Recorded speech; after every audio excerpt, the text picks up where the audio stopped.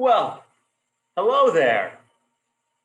My name is Christian Lehmann, and on behalf of the Dickens Project and the Friends of the Dickens Project and all of you, I want to welcome you to this installment of Dickens-to-Go, where I'll be talking about a certain phenomenon in almost all of Dickens's novels. I'm sure you've noticed it.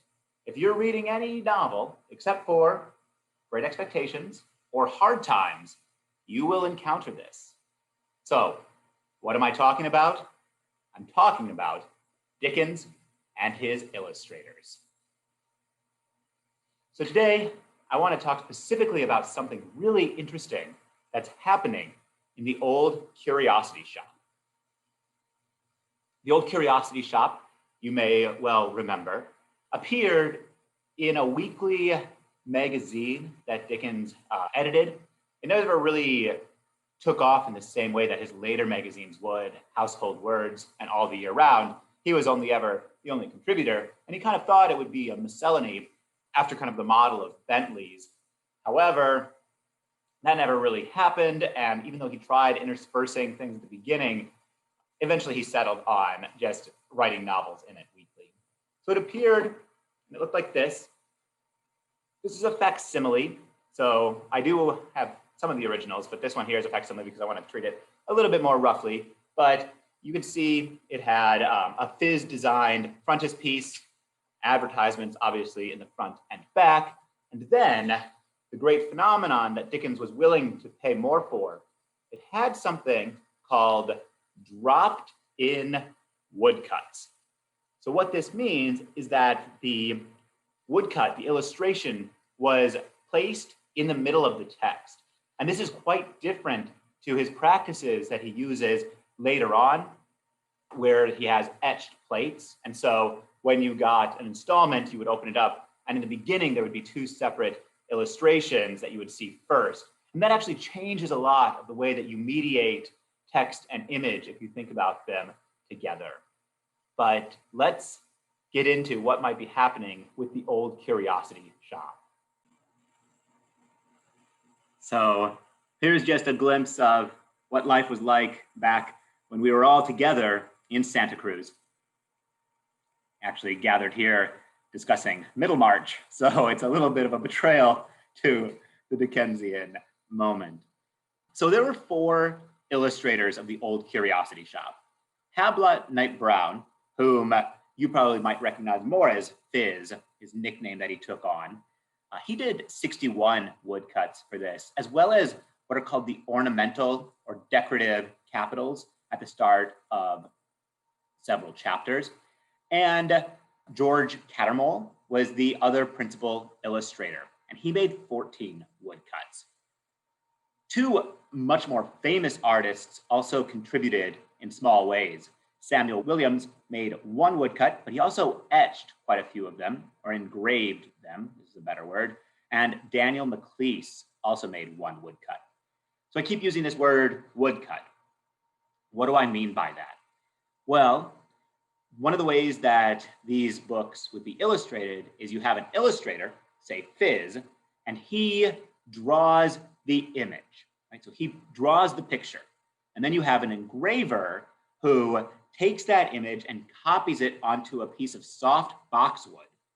And then he carves it out, and then you have the printer that inks it and places it eventually to be printed. So it's a long process. And one of the things that I'm going to point out is how you can kind of gain an appreciation for recognizing when that's happening. A couple of books that I'll be calling upon that are both readily available are Jane Cohen's seminal Charles Dickens and His Original Illustrators, and then Valerie Brown Lester's Fizz, the Man Who Drew Dickens.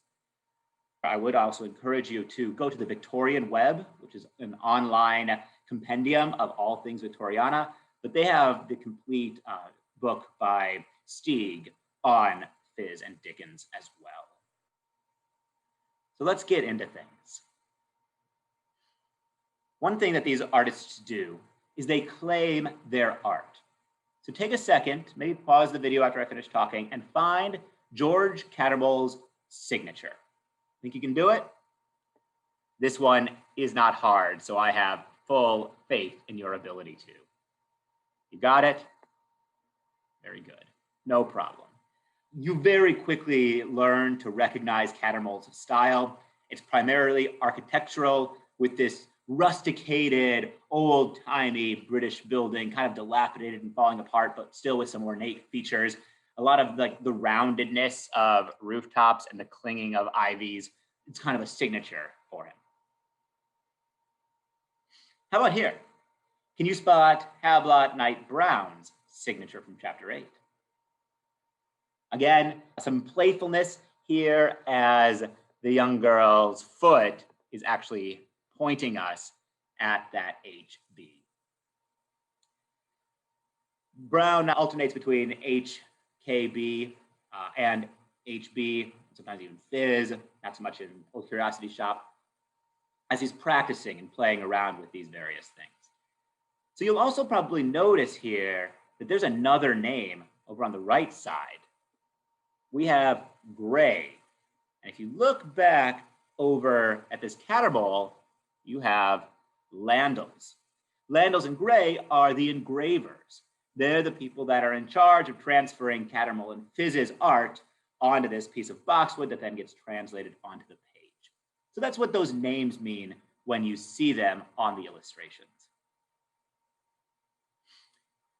Let's get things a little bit harder here. Spot the Cattermole. Here with this marvelous illustration, right, of Quilp in the background and the grandfather and Nell herself. You got it? Yes, it's right over there on the table leg. And once you start getting familiar with Cattermole, he loves to sign his work in this particular location. And so you can kind of get an assist, an aid by finding them there. Let's see if Fizz also makes it harder. So here we have Kit and his mother. And do you have it yet? There it is, right there on the baby's basket. A little bit of HB secreted away. So one of the things that this does is it lays claim to, like the artist says, this is my work, but also it can create a really exciting, really interesting competition of sorts as the same figures get illustrated, or then different size and different aspects of them. They become signatures in more than just the letters, but actually a signature of the art style. And throughout, what I really want to encourage you to do the next time you pick up a Dickens novel is spend time with the illustrations, thinking about how they're working. Because it's a commonplace to say that, especially Fizz and Dickens's relationship is one of mutual betterment, where the better Dickens gets at describing things, the better Fizz gets at drawing them, and then the drawings actually act as interpretive lenses into Dickens's text.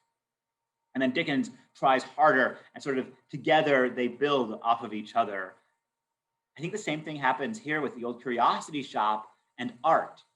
And it's one of the few moments, right? Only really with this and then with Barnaby Rudge can we watch Fizz really learn his craft, I think, by observing Cattermole. I think you would not have the dark plates that you have in Bleak House, those architectural dark plates, without having worked with and against Cattermole in the pages of Master Humphrey's Clock. So here is a moment that I think is really fun. This is a number, so we remember the weekly numbers here with Master Humphrey's Clock. Number 34, which is chapter 52, and then number 35, which is chapter 54. The reason I'm emphasizing the difference in the numbers is because they're not in the same weekly. So this means that Hablot Knight Brown had a chance to look at and read Cattermole's illustration first. So you can take a second to try to spot the names. And you have it. There they are. So Cattermole places his on the chair, and then in a moment of remarkable playful perversity, a lot of this discourse around our play with the idea of death, Hablot actually puts his initials on a tombstone.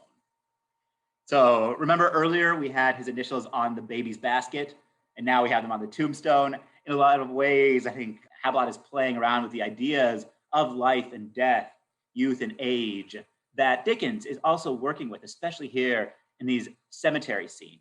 And it seems to be a small prod at Cattermole, being like, hey, you're always putting your name in the same place on these pieces of wood furniture, but what's that really contributing? So I think there's a bit of nudging the other person in their side with their elbow. What about, though, if we think of the other two illustrators, Williams and MACLISE? Well, all four of them actually illustrated NELL at various times.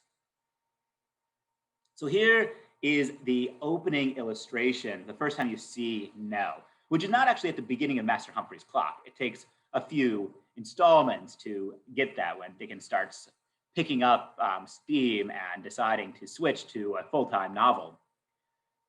You can recognize this interior scene as quite Cattermolean.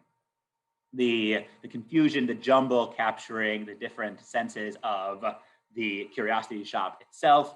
You see Master Humphrey kind of in the back, and then NELL, a really extraordinary NELL. And the reason I want to emphasize her here is because of where we're going to end. So she has this kind of pointed toe, the pinafore dress, very, very youthful, and her hair hanging partway down her neck, and then the long hat on her back. Looking again, so later on, we have Samuel Williams's very influential NELL. And I'll talk about why it's influential in a bit. So Williams here has shown her sleeping. You can see her face, you see her hands are stretched across her lap, her hair is curled on the pillow, and she has a youthful resting face. Something, though, quite marvelous is also happening here. That's a playful feature of a lot of Victorian illustration, which is the placement of faces in the background. And here, what happens with all these faces is it actually creates a circle around NELL. So if you look closely, you'll see we have one there. We have these figures that are turned inward. Down here, we have the mask. I think also you probably have this crucifix that's looking up. We have another theatrical mask on the side. We have this figure looking down. We have this little guy up there. So there's like this circle of viewers that are all looking at NELL as she sleeps, which of course is what we are also doing. Let's look now at a Fizz version, a Hablot version of NELL. We see the now characteristic, the foot, and we have the angelic face wearing the hat as well with the soft curls and that kind of pinafore that's happening. Daniel MACLISE gives us his only contribution, which is a quite striking, quite beautiful NELL, where it's one of the largest images that we have, especially the way that she's offset with the sexton here. But you'll notice that she has a book in her left hand. She's got those soft curls that are falling. She also has a key, part of this language of the daughter of the house, the angel of the house, being the guardian of the keys. And then we have NELL's death. Sorry, we have some spoilers there. NELL is lying on this bed, and you should recognize not only the book that we had from MACLISE, but also some very strong reminiscence of Samuel Williams's sleeping NELL. In particular, though, I want to point to this architectural feature in the back. Right? So this is a bed, and the bed itself has carving on it. This bed would have been made out of wood. And so on a wood engraving, we have wood sculpture being shown. So it's almost like an engraving in an engraving in an engraving. And so we're looking at almost one that's two steps removed. more of this different elements of playfulness that are happening here with the illustrators. I won't share my personal opinion about this particular NELL. I will let you all admire it, if admiring is what you want to do to this particular image. But I think something very exciting happens as a result of it. So this is at the beginning of the end of Old Curiosity Shop. The very end of Old Curiosity Shop features a final engraving by Cattermole. Oops, we're not gonna get there yet. First, we have this early January 30th. So that's what I was showing to make the comparison between the two. So Hablot Knight Brown actually comes along, and in February, he makes a frontispiece for the second volume of Master Humphrey's Clock that's being released in its complete form. And you'll see that he actually adds his own version of this final scene. We have Nell in the bed, we have the carved bedstead, pointing to these various elements that are getting combined. The shifting of the angle of Nell's body, giving us the Williams memory as well. So part of what I think is happening here with Fizz is he's also playing off of another phenomenon, which is the very end of Master Humphrey's Clock. Cattermole made this image of angels kind of welcoming baby Nell. And so he gives us that transition from that happening, all of which is kind of Mary and the Jesus and the cherubs looking down at her. So a final really wonderful moment happens, because you probably have forgotten MACLISE a little bit by now, but never forget MACLISE. Many of you know that in Barnaby Rudge, the other novel that's published in Master Humphrey's Clock, Dickens gives us a marvelous raven as a character. Well, he also had his own raven, Grip. But Grip died in March of 41, and Dickens's friend, Daniel MACLISE, sent him a letter in which he included an illustration. And that illustration was the apotheosis of Grip. And something that I think is happening here is that MACLISE is joining in the fun of pointing out the shared experience of illustrating different figures, specifically the death of Nell. So he's illustrating Grip as Nell here. So I'm not sure if I'll persuade you that this is what's happening, but if we look at them all together, I wonder if some of you might see just a little bit of similarity between those. I want to thank all of you for spending the last few minutes with me as we talked through some of the playful qualities of looking at the illustrations of Dickens and the Old Curiosity Shop. Keep well, stay healthy, and I hope we'll all be in touch.